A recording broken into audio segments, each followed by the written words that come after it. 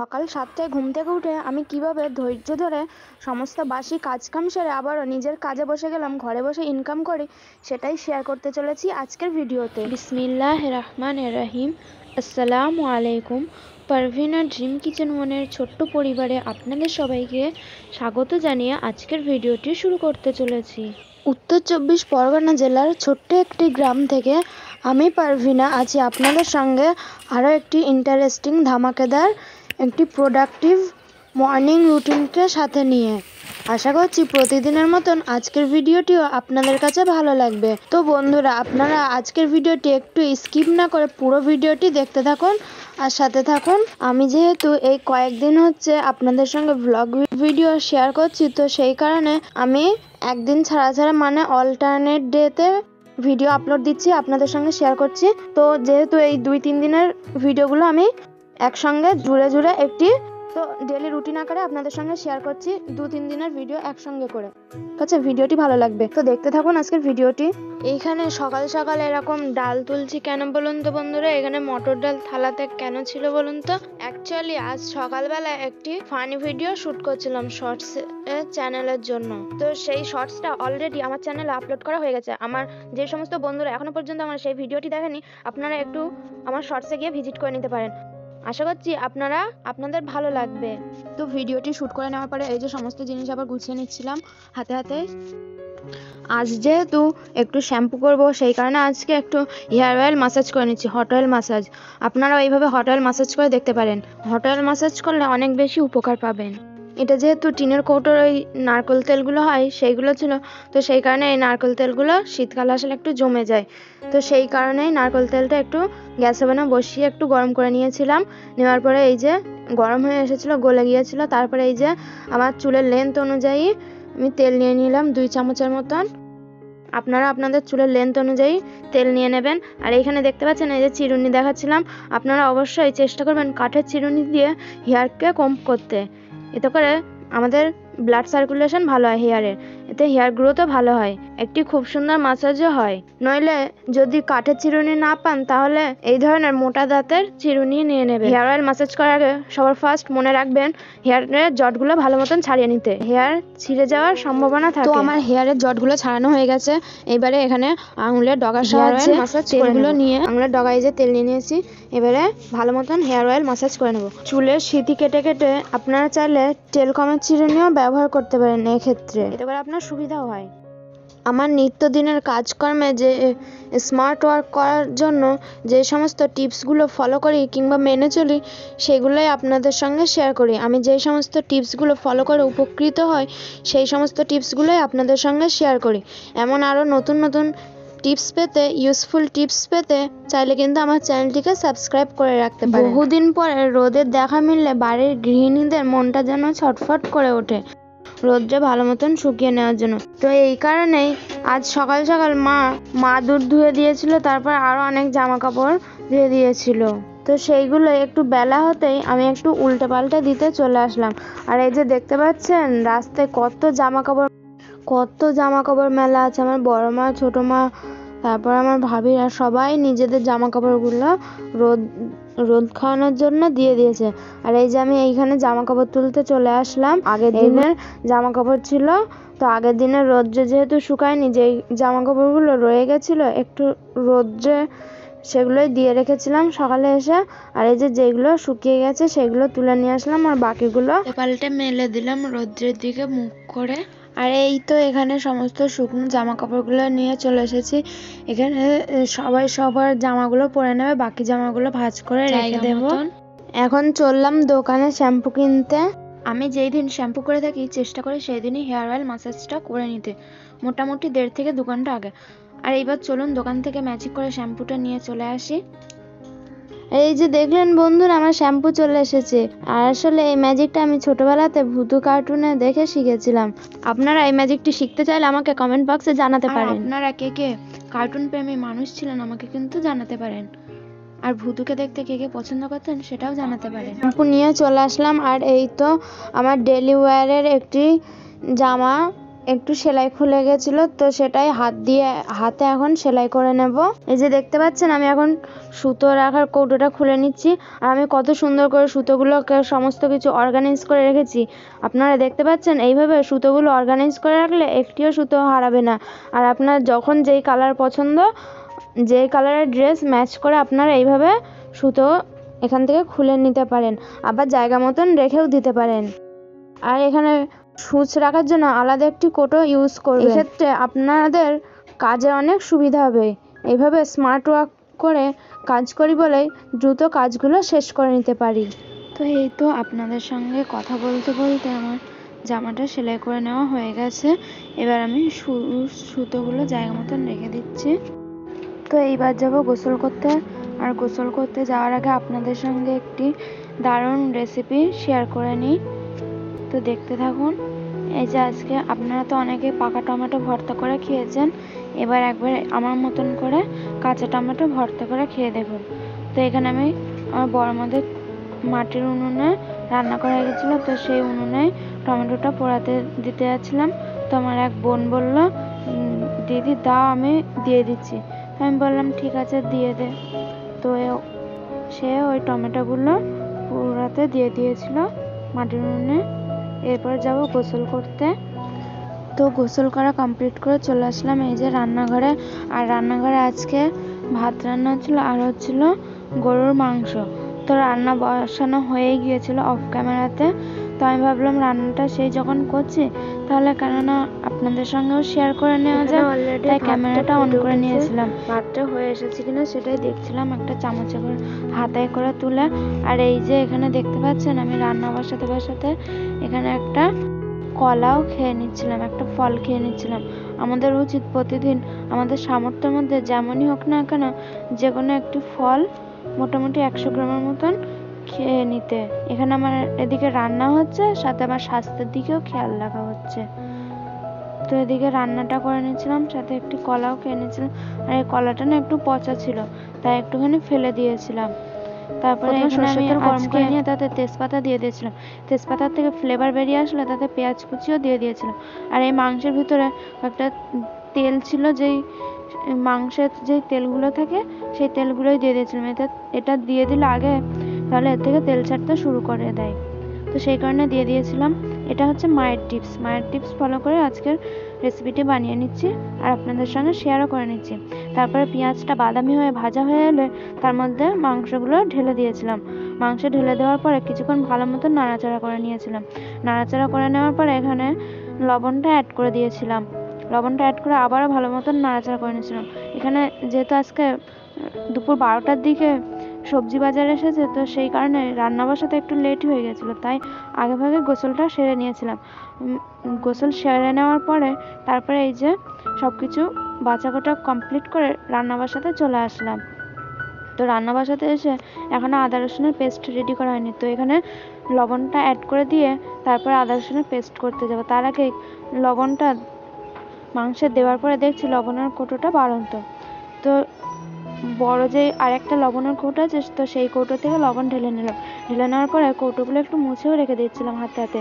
এভাবে রান্না করার মাঝে মাঝে যদি হাতে হাতে কৌটোগুলো মুছে রাখা হয় তাহলে আর আমাদের ডিপ ক্লিন করতে লাগে না। তো বড় যে কৌটোটা ছিল সেটা একটু পানিতে ভিজিয়ে রেখেছিলাম। এদিকে ভাতে একটু পানি দেওয়ার ছিল, তো পানিটা দিয়ে নিলাম। আর এই যে ভাতের সরপোষটা মুছে নিয়ে আবারও ঢাকা দিয়ে রাখলাম। এবার ফুটে উঠলে ভাতটা নামিয়ে নেব। আর এইদিকে ভাতটা হতে থাকুক ততক্ষণ আমি ওপর একটু গ্যাস ওভেনটাও ক্লিন করে নিচ্ছিলাম। আপনারা তো দেখতেই পাচ্ছেন এখানে রান্না হচ্ছে, পাশাপাশি আমার ক্লিনিংটাও সেরে নিতে পারছি। এখানে ফালতু দাঁড়িয়ে থেকে কিংবা বসে না থেকে আমি ক্লিনিংটা সেরে নিলাম। এই যে এখানে মাংস রাখা আছে দেখতে পাচ্ছেন, এই মাংসটা বেশি একটু এনেছিল, তো সেই মাংসটা জাল করে রেখে দেবো।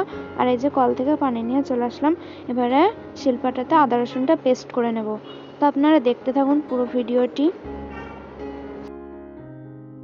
তো বন্ধুরা, আমার ভিডিওতে যদি কোনো প্রকার কোনো ভুল ত্রুটি হয়ে থাকে তাহলে আপনারা প্লিজ আমাকে ক্ষমা সুন্দর দৃষ্টিতে দেখবেন। আমি এখানে এখন দুপুরবেলাতে বসে বসে ভয়েস ওভার দিচ্ছি, তো বাইরের অনেক নয়েজ আসতে পারে। আপনার প্লিজ একটু ইগনোর করে যাবেন। আমাদের বাড়িটা যেহেতু একটু রাস্তার ধারে, তো সেই কারণে যানবাহনের অনেক বেশি আওয়াজ আসছিল। আর বাড়ির কাছে একটি বাড়িতে কাজ হচ্ছিল, তো সেই কারণে আরও বেশি সাউন্ড আসছিল। তো আপনারা প্লিজ একটু ইগনোর করে যাবেন, আমাকে ক্ষমা সুন্দর দৃষ্টিতে দেখবেন। কেননা ক্ষমা করে দেওয়া হচ্ছে মহৎ গুণ, যেটি সবার মধ্যে থাকে না। আপনার মধ্যে যদি এই বৈশিষ্ট্যটি থেকে থাকে, তাহলে আপনি হচ্ছেন একটি মহৎ ব্যক্তিত্বের মানুষ। আমার মশলা বাটা কমপ্লিট হয়ে গেছে। আর এই যে চলে আসলাম এখানে, ভাতের ফ্যান পড়ে যাচ্ছিল, তো এদিকে ভাতটা ফুটে উঠেছিল আর দেখলাম ভাতটা হয়ে এসেছে। এইবার ভাতটা নামিয়ে নিয়ে ওই গ্যাস ওভেনেই ওই চুপড়ি আলুটা একটু ভাপাতে দিয়ে দেবো। এতে করে চুপড়ি আলুর থেকে যে একটা গ্যাস লাগা দিলে ভাপ চলে যাবে, এতে করে চুপড়ি আলুর যেই একটি নাল নাল ভাব থাকে সেটা চলে যাবে। এতে করে চুপড়ি আলুর টেস্টটা অনেক বেড়ে যাবে। আর এইদিকে নুন দিয়ে মাংসটা একটু নেড়ে ভালো মতন নাড়ার পরে তারপরে চাপা দিয়ে রেখে দিয়েছিলাম। তো এখন ঢাকনাটা সরিয়ে নিলাম আর এতে আদা রসুনের পেস্টটা দিয়ে দিয়েছিলাম। আদা রসুনের পেস্টটা বেশ অনেকটা মতনই করে নিয়েছিলাম, তো সেই কারণে একটুখানি কিছুটা মতন রেখে দিয়ে বাকি পুরো মশলাটাই এতে অ্যাড করে দিয়েছিলাম। অ্যাড করে দেওয়ার পরে ভালো মতন নেড়েচেড়ে কষিয়ে নিচ্ছিলাম। মাংস যত বেশি কষানো হবে, এই গরুর মাংসের স্বাদ কিন্তু তত বেশি বেড়ে যায়। এই রান্নাতে মাংস যত বেশি কষিয়ে নেওয়া হয়, রান্নার স্বাদও কিন্তু ততটাই বেড়ে যায়। আর এই যে ওদিকে মাংসটা কষাতে দিয়ে আবারও চলে আসলাম এদিকে ভাতের ফ্যানটা ঝরিয়ে নিতে।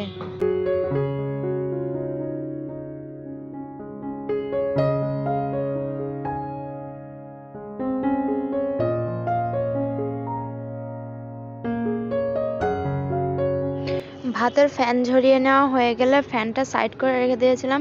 আর এখানে একটু ভাতটা উজলিয়ে নিচ্ছিলাম, এতে করে ভাতের হাঁড়ির যে ঢাকনা ছিল সেই ঢাকনাতে যে ভাতগুলো লেগে থাকে, এতে করে হাঁড়িতে পড়ে যায়। তো ভাত উজলে নেওয়া হয়ে গেছে। আর একটু গ্যাস ওভেনে বসে ভাতটা চুরচুরে করতে দেবো, এতে করে ভাতটা ঝরঝরে হবে। আর এই যে দেখতে পাচ্ছেন যেই হাঁড়ি ধরাটা ছিল, তো সেই হাঁড়ি ধরাটা ওই গরম ফ্যানে একটু ডিটারজেন্ট পাউডার দিয়ে ডুবিয়ে রেখে দিলাম। এতে করে গরম ফ্যানে দেওয়ার কারণে হাঁড়ি ধরার ওই নোংরাগুলো ভালো মতন ক্লিন হয়ে যাবে।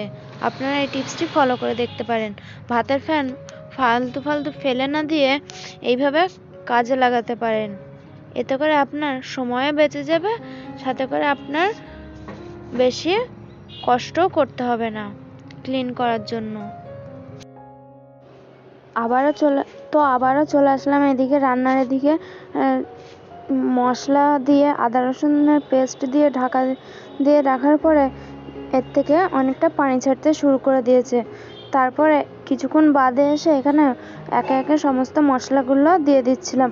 প্রথমে এখানে হলুদ গুঁড়ো, তারপরে লঙ্কা গুঁড়ো দিয়ে তার মধ্যে কিছুটা জিরে মরিচ ও ধনিয়া মরিচ দিয়ে আবারও ভালো মতন নেড়েচেড়ে কষিয়ে নিচ্ছিলাম।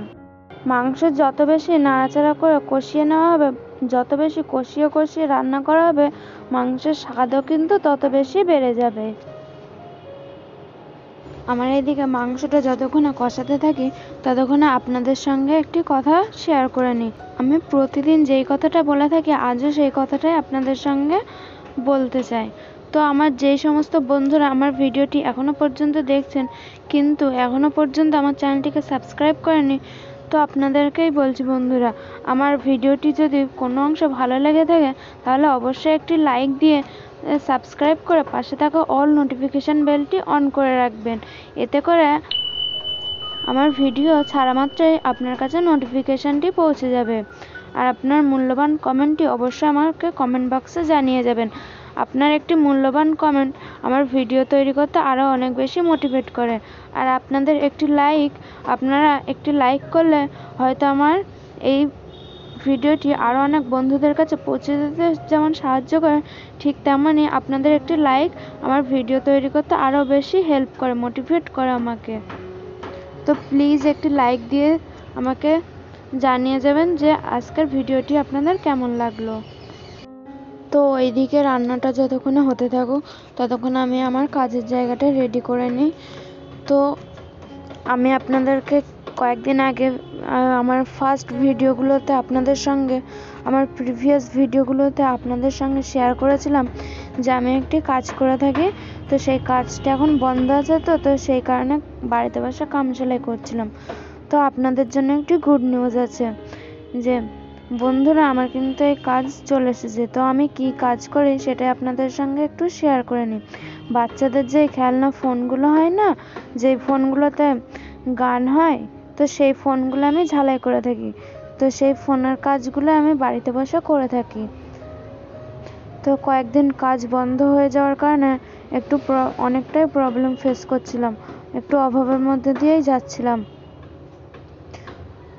তো যাক, আলহামদুলিল্লাহ আমার এখন কাজ চলে এসেছে। তো মন দিয়ে কাজগুলো করে নেওয়া যাক। আগের দিন রাত্রেবেলা এই কাজগুলো আমার এসেছিল, আগের দিন বিকালবেলা। তো আগের দিন রাত্রেবেলায় কাজ কিছুটা এগিয়ে রেখে দিয়েছিলাম। তো এখন খাওয়া দাওয়া কমপ্লিট করে বাকি কাজগুলো করে নেব। আর এই যে গোসলের আগে যেই টমেটোগুলো পুড়াতে দিয়ে দিয়েছিলাম, তো সেই টমেটোগুলো পুড়ে গেছে, এখন তুলে নিতে চলে আসলাম। ভর্তা বানিয়ে নেব। তাই টমেটোগুলো নিয়ে চলে আসার পরে এই যে যেগুলো অফ ক্যামেরাতে ঝালাই করে নিয়েছিলাম সেগুলো এখন এখানে, যেহেতু আব্বু বাড়ি আসার আগে এই জায়গাটা খালি করে দিতে হবে, তো সেই কারণে এগুলো গুছিয়ে নিচ্ছিলাম।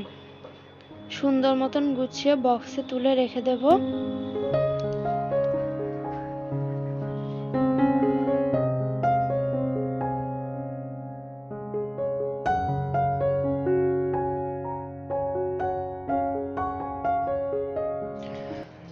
সবগুলো গুছিয়ে নেওয়া হয়ে গেছে। আর আজকে চলুন আপনাদের একটু রোদ ঝলমলে আকাশটা, বাইরের ওয়েদারটা একটু শেয়ার করে নিই। দেখতে পাচ্ছেন বাইরে আজকে কত রৌদ্র বেরিয়েছে। এ কয়েকদিন শুধু ভীষণ ঠান্ডাটা ভীষণ জেঁকে বসেছিল, আর আজকে কতটা রোদ ঝলমলে আকাশ দেখুন, দেখতে কি ভালো লাগছে, তাই না?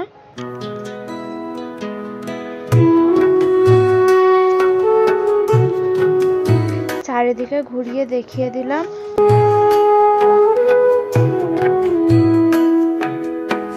একে একে সমস্ত ঝালাইয়ের কাজগুলো সুন্দর মতন বক্সে সাজিয়ে নিচ্ছি।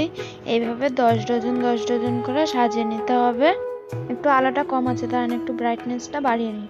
তো এই তো ব্রাইটনেসটা বাড়িয়ে নিয়েছি, আর দেখতেই তো পাচ্ছেন কত সুন্দর করে সুন্দর মতন গুছিয়ে নিচ্ছিলাম পরিপাটি করে। বক্সের উপরটা গুছিয়ে নেওয়া হয়ে গেছে। আর এই তো চলে আসলাম দুপুরের লাঞ্চ কমপ্লিট করে নিতে। তো চলুন আজকে যে গরু মাংসের রেসিপিটা আপনাদের সঙ্গে শেয়ার করে নিয়েছিলাম, তো সেটাই আজকে দুপুরের লাঞ্চের মেনু ছিল। তো আপনাদেরকে দেখাচ্ছিলাম। কালারটা কত সুন্দর এসেছে দেখছেন বন্ধুরা, আর টেস্টটাও অসাধারণ হয়েছিল। আমি যেহেতু খাওয়ার পরে ভয়েস ওভার দিচ্ছি, তো আপনাদের সঙ্গে শেয়ার করতে পারছি। আর আমি প্রথমে টমেটো ভর্তা দিয়ে ভাত খেয়ে নিচ্ছিলাম, আর তারপরে এই যে মাংসের ঝোল দিয়ে ভাত মেখে খেয়ে নিচ্ছিলাম। টমেটো ভর্তাটা অফ ক্যামেরাতে বানিয়ে নিয়েছিলাম।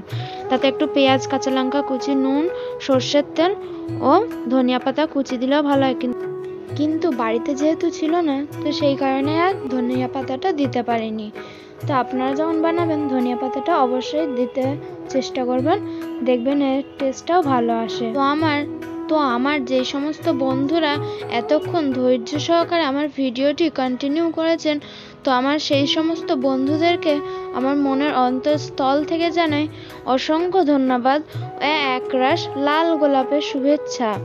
তো আজকে ভাত খাওয়া কমপ্লিট করে এই দুপুরবেলা 3টে সাড়ে 3টে নাগাদ চলে এসেছিলাম ঝালের কাজগুলো যেগুলো কমপ্লিট করে রেখে দিয়েছিলাম, তো সেগুলো দিয়ে আসার জন্য। তো সাইকেলে করে ঝালের কাজ দিতে যাওয়ার মধ্যে দিয়ে আপনাদের থেকে বিদায় চেয়ে নিচ্ছি আজকের মতন। দেখা হবে নেক্সট কোনো ভিডিওতে ইনশাআল্লাহ। ততদিন পর্যন্ত আপনারা সবাই ভালো থাকবেন, সুস্থ থাকবেন, নিরাপদে থাকবেন। আল্লাহ হাফেজ। আসসালামু আলাইকুম। Thanks for watching and subscribe for more interesting videos. Love you all my friends.